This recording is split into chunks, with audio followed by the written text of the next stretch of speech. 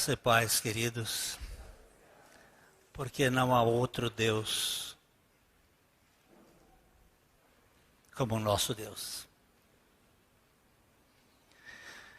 Eu sei que nós estamos vivendo hoje uns dias um tanto atípicos, fora do comum,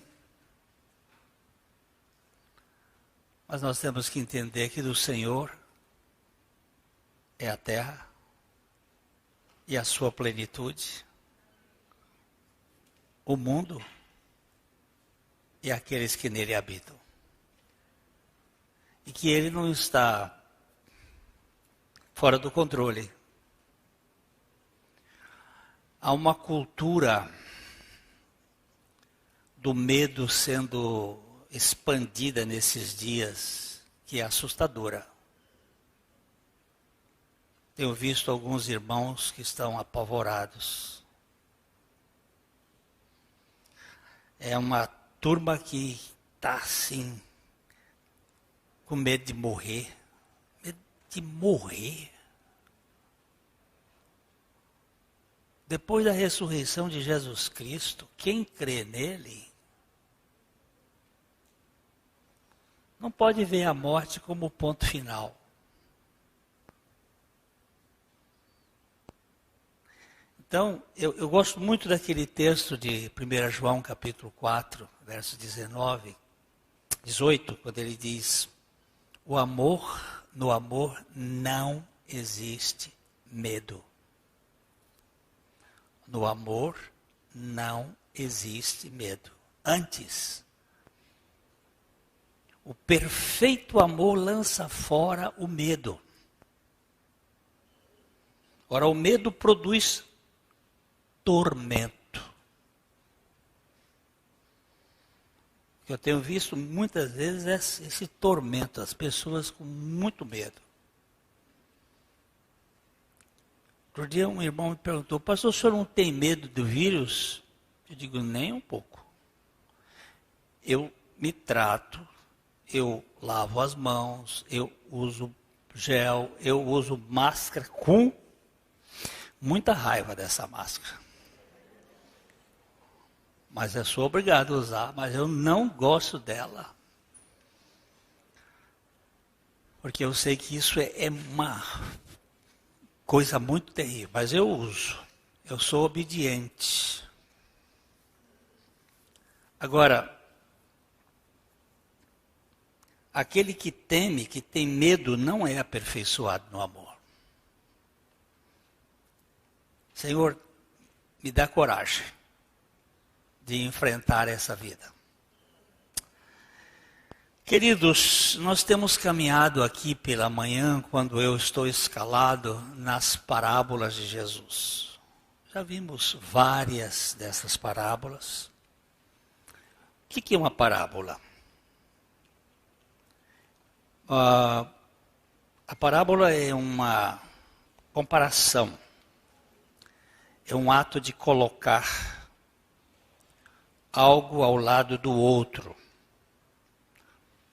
Os navios de guerra, hoje a estratégia é diferente, mas no tempo do Novo Testamento, quando os navios ficavam em posição de guerra, eles ficavam ali lado a lado para atacar uma localidade, e isso era uma parábola. Quando eles ficavam colocados, uma comparação com algo, uma semelhança, um exemplo. E Jesus, ele é um contador de histórias. Como é o nome daquele filme, Contador de Histórias? Forrest Gump. Jesus é um Forrest Gump. Ele contava muitas histórias, porque a história, ela nos coloca dentro do parâmetro da nossa cultura. A gente percebe melhor.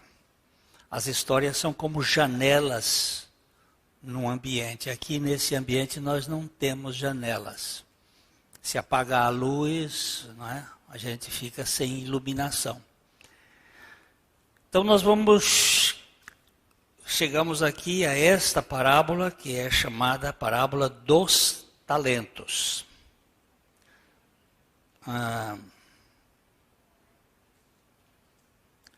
Nós vamos começar. Essa parábola gira em torno de um homem que antes de partir para uma longa viagem, ele reuniu seus servos e deu a cada um deles quantias variáveis de acordo com a capacidade deles.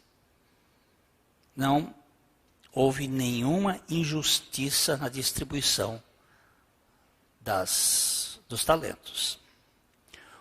Um talento, só para a gente ter o talento podia ser de prata ou de ouro.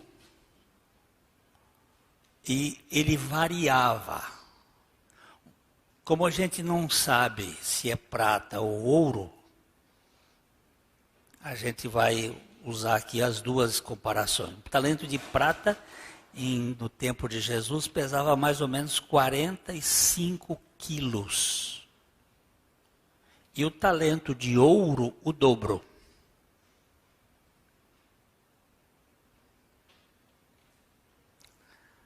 Eu fiz como fosse de ouro. Ele deu 5 talentos para um, 2 talentos para outro e 1 talento para outro. Como ouro, um recebeu 455 quilos de ouro. Isto o Brasil exporta por dia para os países que estão roubando o ouro do Brasil.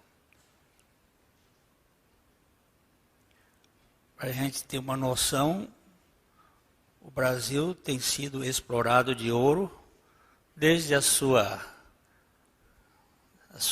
fundação, sua descoberta. E o ouro aqui fez buracos, como disse o historiador. O ouro no Brasil fez buracos nas Minas Gerais, construiu as catedrais de Portugal e fez a economia da Inglaterra. O ouro brasileiro. Mas tem ainda muito ouro na Raposa do Sol, em outras partes da Amazônia. Alguns acreditam que a terra de Ofir, citada lá na Bíblia, o ouro de Ofir que Salomão foi buscar, o professor Cândido, ele diz que este ouro foi do Ofir, era o Brasil. Outros dizem que era o Peru. Mas tem uma divergência. Eu fico parecido com o Brasil, achando que os fenícios estiveram, e lá no meu estado do Piauí, existem as cidades de Piripiri, Piracuruca, onde há marcas dos fenícios, mais ou menos 1000 anos antes de Cristo, que é o Templo de Salomão, 900 anos antes de Cristo. Então os fenícios tiveram por aqui, e essa é uma ideia que é possível analisar, que o Brasil exportou muito ouro para o mundo. Este recebeu cerca de 145 milhões, 145 e 600 milhões de reais. O que recebeu 5 talentos. É uma fortuna considerável. O outro recebeu 58 milhões e 400. E o outro teria recebido 14 e 400 milhões. Então, é só para ter uma noção do talento, quanto valeria.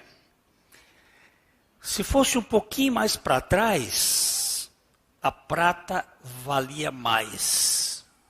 A prata teve um tempo que ela valeu mais do que o ouro, no tempo dos persas, do governo persa. Mas depois o ouro passou a valer mais. Então, Jesus compara aqui o reino dos céus. Vamos ver o versículo 14.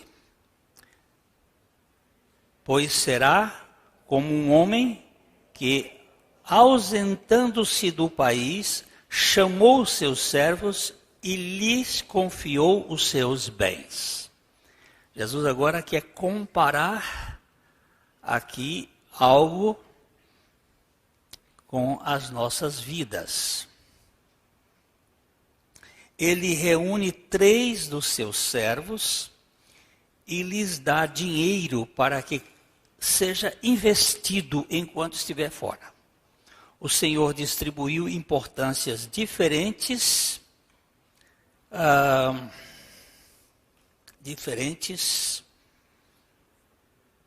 pessoas diferentes, sem produzir desigualdade.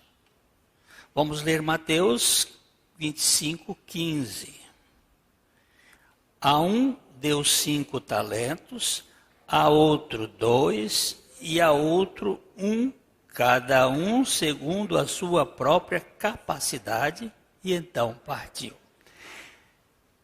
Presta atenção aqui essa palavra capacidade.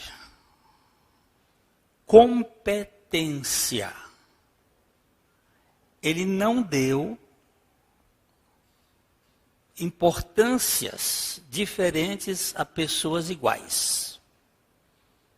Ele deu importâncias diferentes a pessoas diferentes, segundo a sua competência.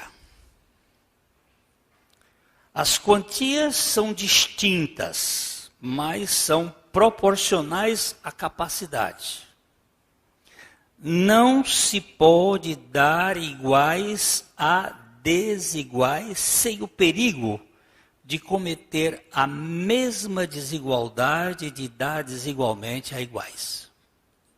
Essa é uma forma um pouco que eu tentei dizer do que o Rui Barbosa falou, que dar desiguais a iguais é a mesma desigualdade de que dar igual a desiguais. Então nós precisamos ter o cuidado de saber que aqui não houve qualquer desigualdade, qualquer prejuízo. Cada servo recebeu de acordo com suas habilidades e cada um procedeu conforme o seu caráter. O Senhor não foi injusto e os servos agiram como eram. O que está em jogo não é o quanto receberam, mas como reagiram com o que lhes foi dado. O versículos 25, capítulo 25, 16 a 18, nós vamos ler.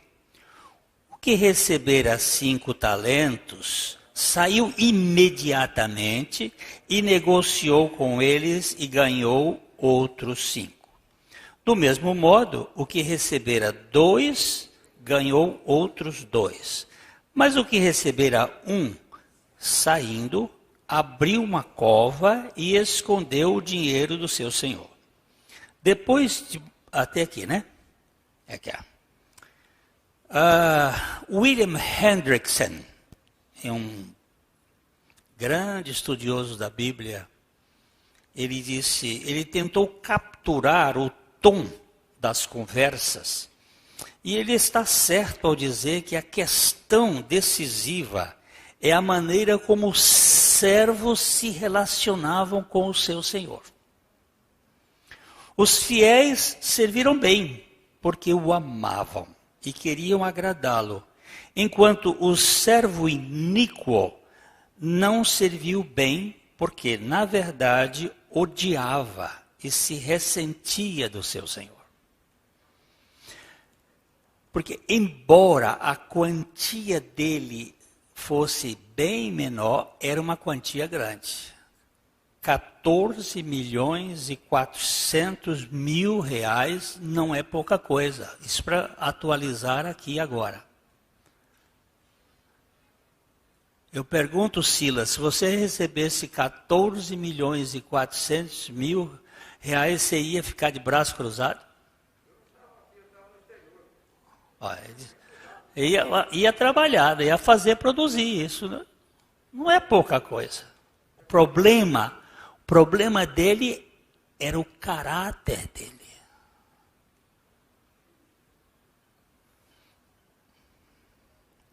Não é difícil ver que Cristo é o Senhor na parábola. E que a longa jornada é o período entre o primeiro e o segundo adventos. Os 3 servos são os seus discípulos através da história, responsáveis por representar seus interesses. Eles recebem responsabilidades de acordo com as suas habilidades individuais e precisam desempenhar a contento. Então, esta parábola, aquele senhor, ele representa Cristo. O longo tempo, a longa história, o período entre os 2 adventos. O primeiro advento, quando ele veio à Terra para morrer na cruz e nos salvar, e o segundo advento, quando ele virá para que nós prestemos contas dos nossos talentos. O bispo John Riley, um bispo anglicano do século passado, do século XIX, ele diz o que são talentos. Qualquer coisa pela qual possamos glorificar a Deus é um talento. Nossos dons, nossa influência, dinheiro, conhecimento, saúde, força, tempo, sentido, razão, intelecto, memória, afeições, nossos privilégios como membros da Igreja de Cristo, nossas vantagens como possuidores da Bíblia, todos são talentos. Cada um de nós tem talentos. Alguém disser assim, eu não tenho nada, eu vou dizer, então você não é uma nova criatura. Eu não sei fazer nada, é mentira. Você quer ver um talento que é extremamente importante? É orar. E você não precisa sair para lugar nenhum. Eu não posso fazer nada. Mentira. Você e eu somos dotados de talentos.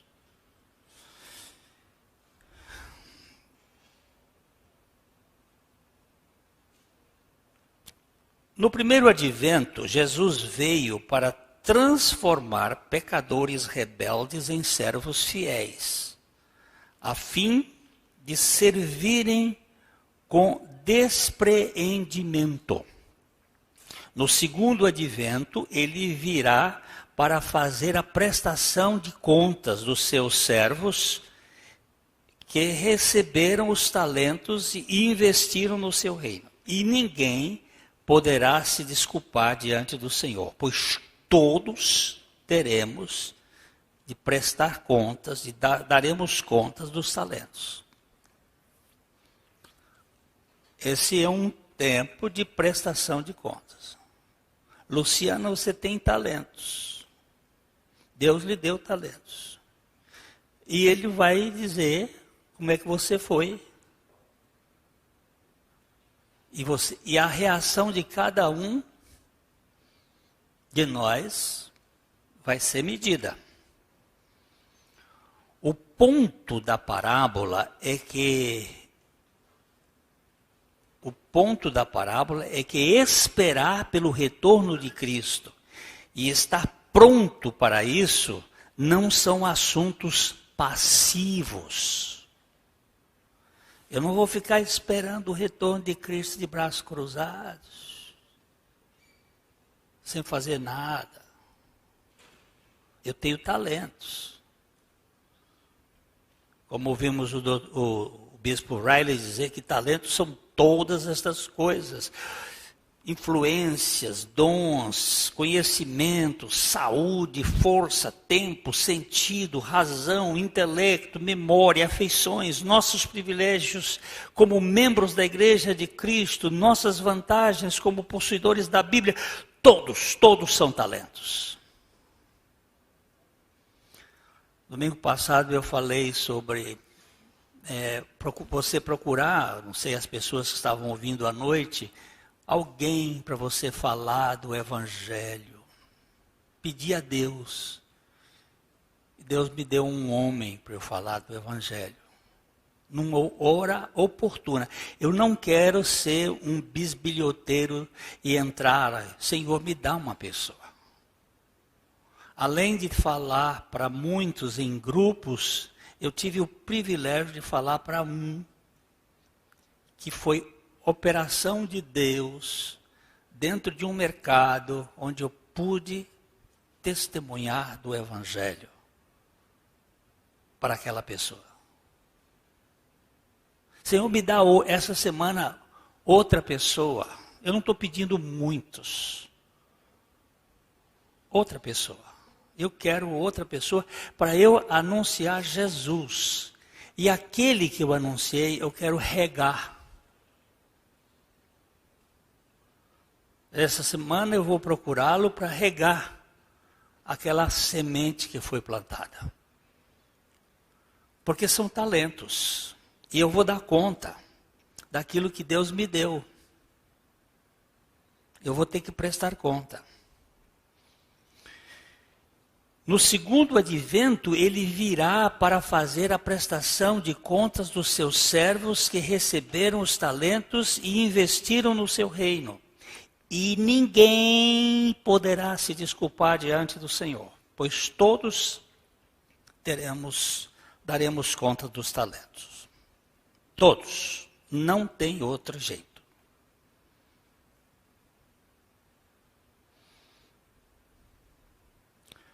O ponto da parábola é esperar. Devemos trabalhar com fidelidade e energia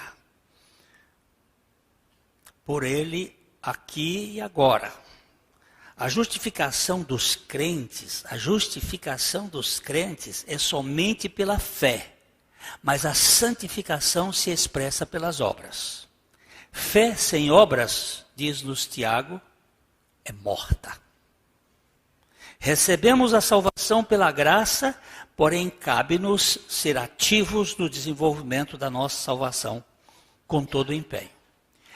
Eu fui justificado na morte de Jesus Cristo lá na cruz.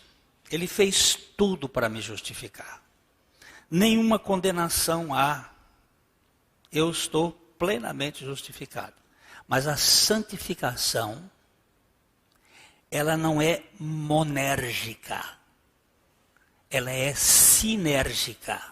Monérgico é quando um só faz. E sinérgico quando um faz e o outro corresponde. Na minha regeneração foi Jesus que fez tudo. Na minha geração foram os meus pais que fizeram. Augusto e Belinha, eles são responsáveis pela minha geração.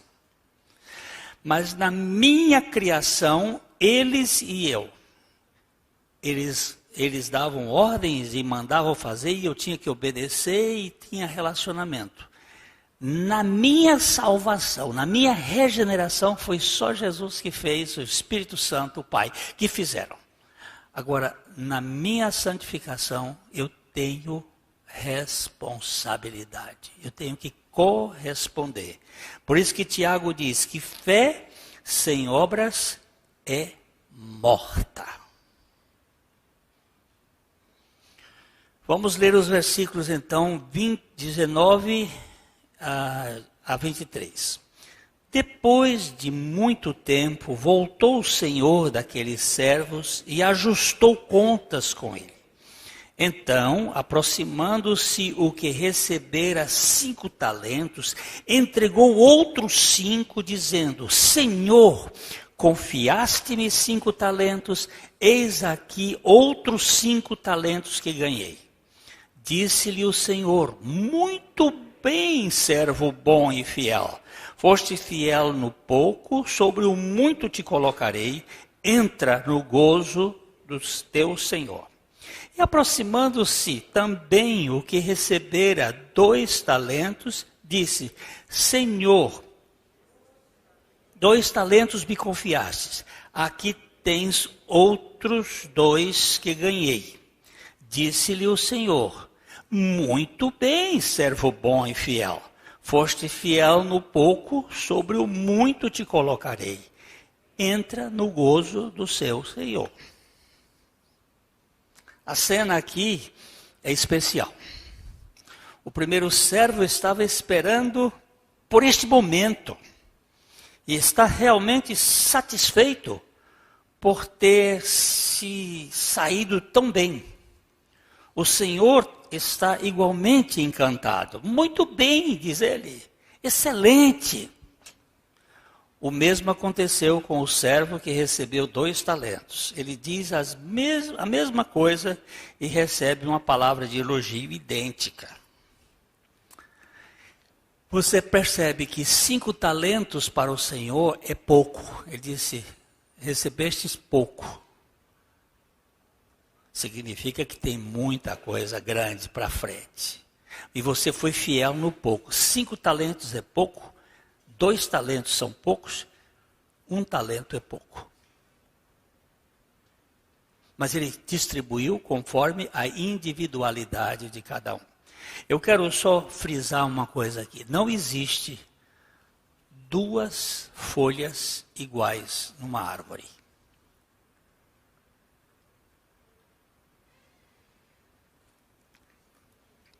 Não existe 2 grãos de areias iguais na natureza. Não existe um floco de neve igual. E não existe ninguém igual. Nem os gêmeos idênticos são iguais. Mas cada um vai dar conta do que recebeu do Senhor, de acordo com a sua competência. William MacDonald, ele diz o seguinte: o teste do serviço não era quanto eles ganhavam, mas o quanto eles tentavam. Cada um usou sua habilidade totalmente e ganhou 100%. Estes representam os verdadeiros crentes, cuja recompensa é desfrutar do reino messiânico. Vai haver um reino novo, porque Deus não fez o homem para a perdição, para a morte. E ele tem um povo que ele salva, que ele regenera. Esse povo é santificado, e esse povo vai ser glorificado, e esse povo vai reinar, como diz o cântico Aleluia de Handel, and ever, forever, para sempre e sempre. Não vai ter fim.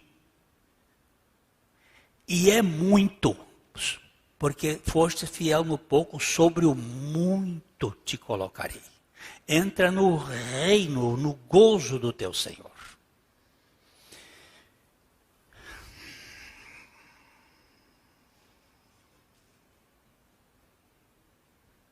Os versos 24 e 25, vamos ler juntos aqui.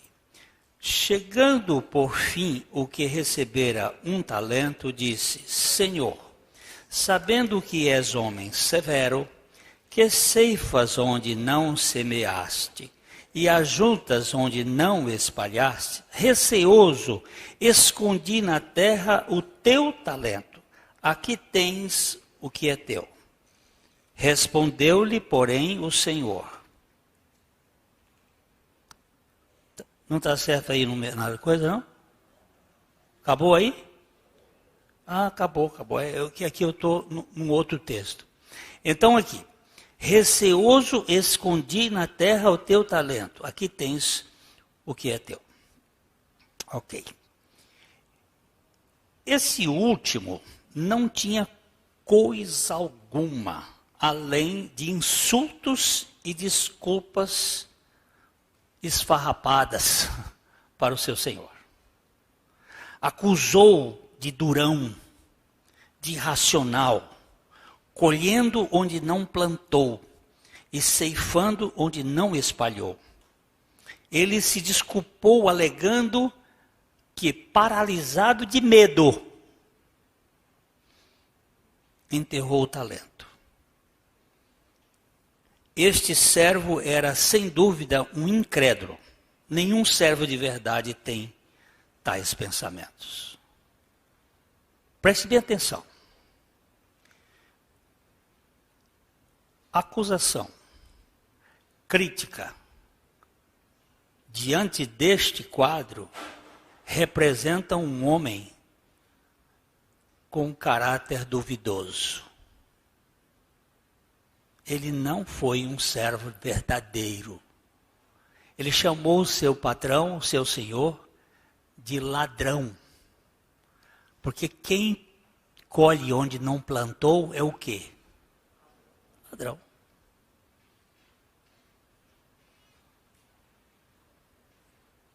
Você fez uma coisa, e ele era um homem duro. Achou que ele era um homem duro e irracional. A acusação não era verdadeira. O seu senhor não era um déspota. Ele tinha sido muito generoso em dar ao seu servo riquezas abundantes, 14.400 milhões. Me conta, meu caro, se você pegasse 14.400 milhões hoje, o que você ia fazer? Um bocado de coisa, não é? Não é pouca coisa. Eu só quero que vocês olhem que a questão não é a quantia, a questão é o caráter da pessoa. Eu não tenho tantos talentos quanto fulano tem.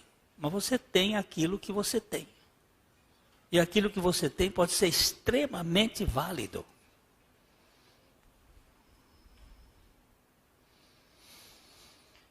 Eu não sei fazer pirogue.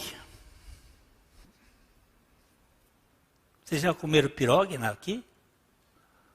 Aqui só uns 2 ou 3 já comeram pirogue? Já comeram? Eu não sei fazer pirogue. Mas eu sei quem sabe fazer pirogue. E quando eu estou com muita vontade de comer pirogue, eu olho para uma pessoa. Eu sei que faz pirogue muito bem.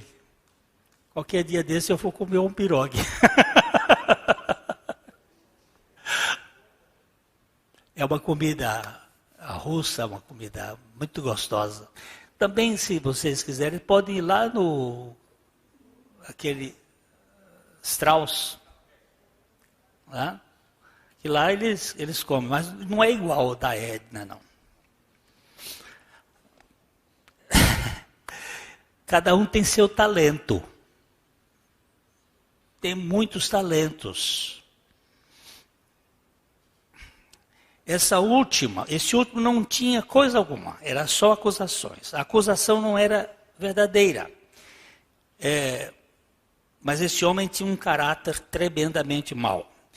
Os versos 26 e 27, vamos ler aqui. Respondeu-lhe, porém, o Senhor: servo mau e negligente, sabias que ceifo onde não semeei e ajunto onde não espalhei? Cumpria, portanto, que entregasse o meu dinheiro aos banqueiros, e eu, ao voltar, receberia com juros o que é meu. Desde o tempo de Jesus, os banqueiros aqui trabalhando. Hoje eles tiram tudo da gente com os juros, né? Acaba com a pessoa. Mas veja bem aqui. Servo mau e negligente. Servo mau e preguiçoso. Tu sabias que ceifo onde não semeio e ajunto onde não espalho? Onde você viu isto? Eu te dei aí a quantidade para você. Eu semeei na sua vida. Eu dei para você. O Senhor o condena por sua perversão e preguiça. Perverso porque acusou o seu Senhor injustamente. E preguiça porque não usou fielmente o que lhe foi dado. Tem gente que não sai, fica paralisado.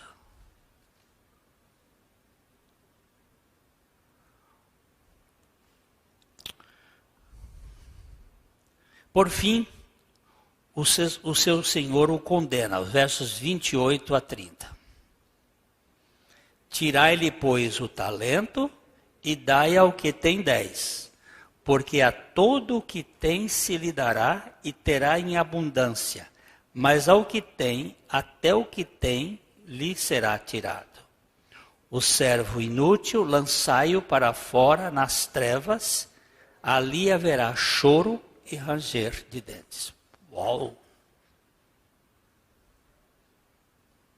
Duro, não é? Se esse servo tivesse ganho outro talento com o seu, teria recebido o mesmo elogio que os outros. Em vez disso, tudo que tinha para mostrar era um buraco no chão. Seu talento foi tomado e dado ao que tinha 10 talentos. Isto segue uma lei fixa no reino espiritual. Aquele que tem, mais será dado e terá em abundância. Mas ao que não tem, até o que tem lhe será tirado. Isso Jesus contou em algumas, na parábola do semeador, ele contou isso também, na parábola da candeia, ele contou isso também. O que tem vai ter mais, e o que não tem, até o que tem lhe será tirado. Porque no inferno vai ser pesado. O Senhor, esse julgamento é severo, mas não é injusto. O Senhor virá em breve e todos teremos de prestar contas dos talentos que Ele nos deu. O apóstolo Paulo nos mostra isto claramente em 2 Coríntios 5:10. Porque importa que todos nós compareçamos perante o tribunal de Cristo, para que cada um receba segundo o bem ou o mal que tiver feito por meio do corpo. Vinícius, você está pensando que você vai chegar lá e não vai prestar contas? Vai. Glênio, você vai chegar lá, você vai prestar conta. Se você não foi diligente, se você não foi cuidadoso com os seus talentos, você vai prestar conta. Eu não sei como é que é esse julgamento. Mas é uma coisa que a gente precisa saber. Um comentarista bíblico escreveu o seguinte: não ter feito mal é elogio a uma pedra, não a um homem. Alguém diz assim, mas eu não fiz mal nenhum. Pode ser um elogio a uma pedra, mas a um homem não. Porque você tem condições de fazer alguma coisa. Você e eu temos condições. Pode ser que a preguiça não deixe. Mas a situação aqui é pior do que isso. Não ter feito nada é prova de que não amamos o Senhor Jesus Cristo, não pertencemos a Ele e nem temos parte em seu reino espiritual. Isso significa morrer para sempre. é o perímetro da segunda morte. Isso é terrível. Você não fez nada. Eu já contei aqui a história da mulher preguiçosa. Era tão preguiçosa, mas tão preguiçosa, que não podia ser mais preguiçosa. O marido trabalhando no campo, no cavalo, foi procurar o gado e voltou à noite, cansado. E ele chegou em casa, não tinha nada, não tinha comida nenhuma. E ele chegou e disse: mas mulher, você não fez nada para a gente comer? E ela era tão preguiçosa que até tinha preguiça de falar. Dizia: eu não. Dizia: olha, eu vou levar o cavalo lá na roça, vou dar um banho no cavalo, botar o cavalo na roça, e quando eu voltar, pelo menos um ovo frito, faz. Aí quando ele voltou, ela estava com uma colher na mão, um pano segurando na colher, um ovo em cima da colher na lamparina, assando o ovo na lamparina, porque não queria nem acender um fogo. Aí o marido olhou aquilo, fez o sinal da cruz e disse: cruz credo, eu nunca vi coisa mais preguiçosa do que essa, isso tem que ser coisa do diabo. Aí o diabo pulou de trás da porta e disse: minha não, porque eu não sou desse jeito não, eu sou esperto. Nem o diabo quer esse povo, sabe? Gente preguiçosa, que não faz nada. Não arrasta o pé do chão. É isso que esse cara demonstrava.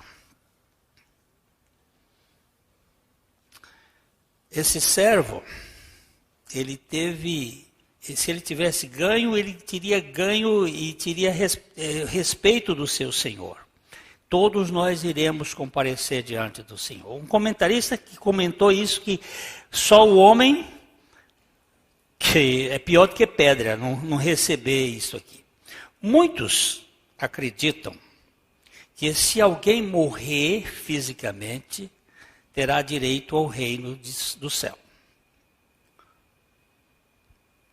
Essa atitude fez o teólogo R.C. Sproul definir a doutrina herética da justificação pela morte. Hoje, assim, a pessoa morre, só por ter morrido ela vai para o céu. Morrem os defeitos e ganha elogios. Você vê que no velório, os defuntos são, olha, gente boa é defunto. Né? Vai para o céu porque morreu. A esposa do pastor, né, o pastor morreu, a esposa estava sentada lá, a filha, e todo mundo vinha e falava tão bem do marido, e um dizia que esse foi um homem maravilhoso, isso, aquilo. De repente a mulher diz assim: filhinha, vai lá no caixão ver se é seu pai mesmo que está lá, porque tem tanto elogio para ele que nós que conhecíamos a fera dentro de casa, a gente sabe quem é o cara. Então, essa doutrina tem sido muito usada, que é a justificação pela morte. Protestantes e católicos costumam discutir sobre a justificação. O protestante diz que a justificação é somente pela fé, sola fide. O católico diz que é pela fé mais obras, fide et operae. Mas hoje muitas pessoas parecem pensar que para chegar no céu, tudo que se tem que fazer é morrer. Alguém é justificado apenas pela morte, sola morte. Morreu, está salvo. Não está. É verdade que a justificação é somente pela fé em Jesus Cristo. Romanos 5:1, ele é muito claro em dizer, justificados, pois mediante a fé, temos paz com Deus por meio de nosso Senhor Jesus Cristo. Nós fomos justificados pela fé. Mas, como já dissemos antes, santificação traz boas obras no seu bojo. Eu não sou salvo e justificado pelas minhas boas obras. Mas uma vez salvo, eu tenho que apresentar boas obras. Se não tiver boas obras, alguma coisa está errada. E o texto de Efésios 2:10 diz: pois somos feituras dele, criados em Cristo Jesus, para as boas obras, as quais Deus de antemão preparou para que andássemos nelas. Eu fui salvo pela graça somente, mas eu sou santificado apresentando as boas obras. Se não tem boas obras, alguma coisa está errada. Na maioria dos estudiosos, dos estudos sobre escatologia é o estudo das últimas coisas, há 3 grandes pontos de ênfase. O retorno de Cristo, a ressurreição do corpo e o julgamento final. Mas, dos 3, o único verdadeiramente razoável é o último, diz o Dr. James Montgomery Boyce. É o retorno de Cristo, a ressurreição do corpo e o julgamento final. E ele acrescenta com propriedade: não há razão para Jesus volte novamente. Ele veio uma vez e foi rejeitado. Se ele nos descartasse e nunca pensasse 2 vezes nesse planeta, seria razoável. É o mesmo com a ressurreição. Somos pó e ao pó voltaremos. Se isso é tudo, quem pode reclamar? Nós já tivemos nossas vidas. Por que devemos esperar algo mais? Não há nada lógico em nenhum dos 2 assuntos em si. Mas, e o julgamento? Essa é a coisa mais lógica do universo. E essa parábola mostra certamente que haverá um fim, um dia final e ajuste de contas.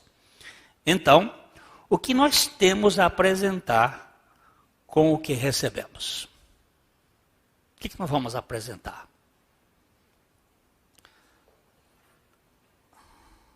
Nós somos justificados não somos justificados pelas obras. Se estamos tentando ser justificados desse modo, não somos cristãos. Mas também não podemos reivindicar ser cristãos se não tivermos boas obras. Se não trabalhamos para o reino de Cristo, não fomos justificados. A Bíblia é muito clara em mostrar que nós, pela graça, sois salvos mediante a fé. Isto não vem de vós, é dom de Deus. Não vem das obras para que ninguém se glorie. Mas somos feituras de Cristo, criado para as boas obras. Eu não sou justificado pelas boas obras. Mas uma vez justificado pela graça, eu tenho que apresentar boas obras. Ok? E eu vou ter que dar conta, porque Deus me deu.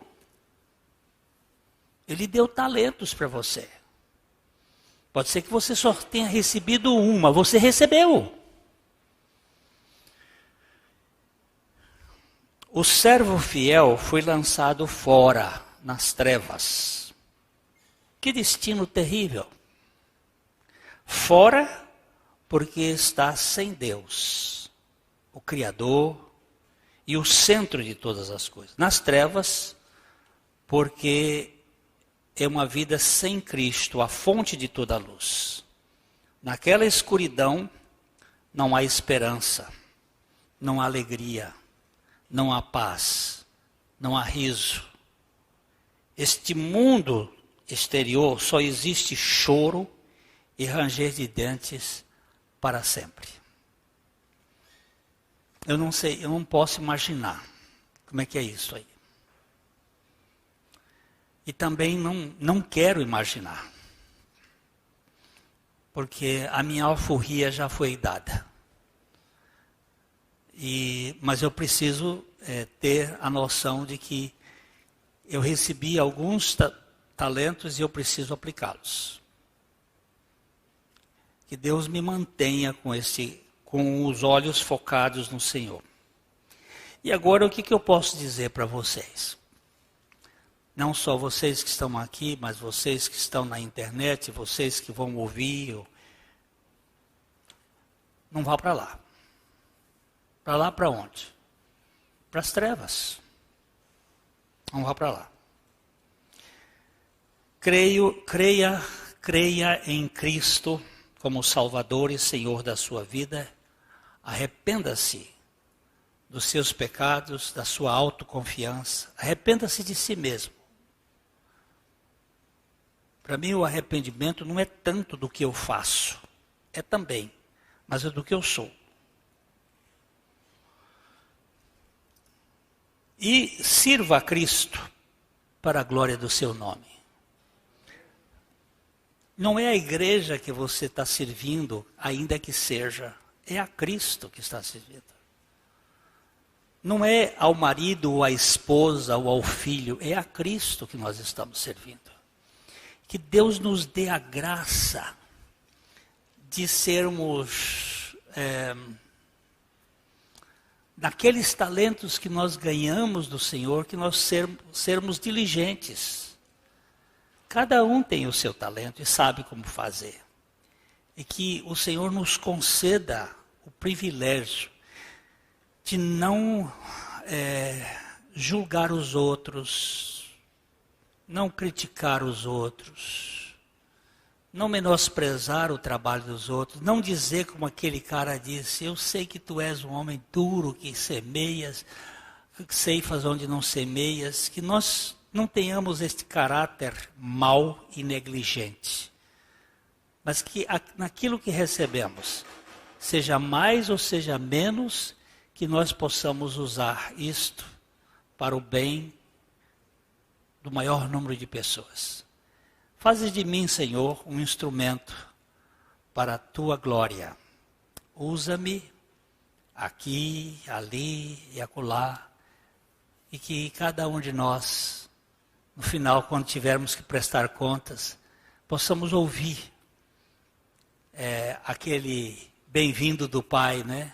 Servo fiel, sobre o pouco foste fiel, sobre o muito te colocarei. Entra no gozo do teu Senhor. Nosso Pai, nós somos muito gratos,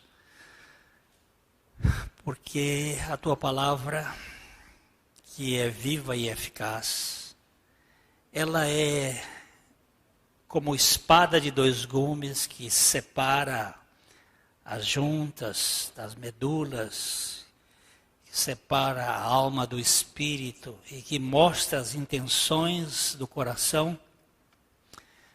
Que o teu Espírito aplique esta palavra a cada um de nós e que em nós haja um verdadeiro sentimento de despreendimento deste mundo e também de podermos ser instrumentos teus para a tua glória. Aquilo que tu confiastes a nós, habilita-nos, Pai, por tua graça, a sermos diligentes e vivermos para a tua glória.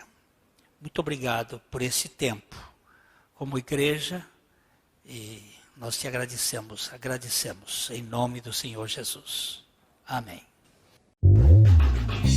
A Livraria PIB Londrina procura selecionar cuidadosamente seus títulos e autores a fim de oferecer um conteúdo alinhado com o Evangelho de Jesus Cristo.